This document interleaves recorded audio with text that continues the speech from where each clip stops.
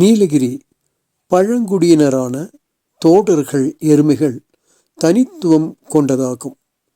இதனுடைய பால் கொழுப்பு சத்து அதிகம் கொண்டதாகும்.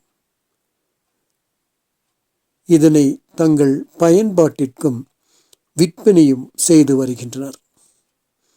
இதற்கு மேலும் மதிப்பு கூட்டும் வகையில் பகல்கோடு மந்துவில் 45 லட்சம் மதிப்பில் புதிய கூடம் தமிழக அரசு கட்டியதுடன் தேவையான எந்திரங்களையும் அமைத்து கொடுத்துள்ளது.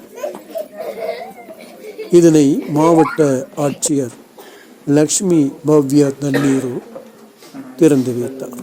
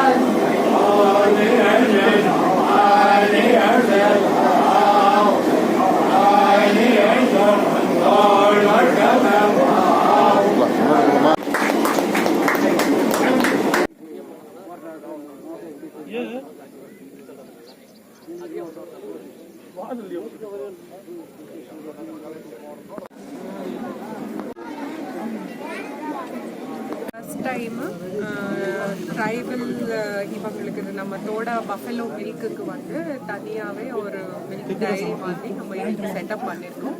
இது டோட்டல் காஸ்ட் வந்து 50 lakhs, பில்டிங் காஸ்ட் 30 lakhs, மீதி வந்து மெஷினரி வெஹிக்கிள் இதெல்லாம் பண்ணி கொடுத்துருக்கோம். ஒரு நல்ல ஸ்டெப் இது. எதுக்குன்னா தோடா பஃபலோ மில்க் வந்து இன்னும் நிறைய பிளேசஸ்க்கு வந்து நம்ம இதை ரீச் பண்ணணும் ஒரு இதில் அவங்க வேல்யூ எடிஷன் பண்ணுறாங்க. இப்போ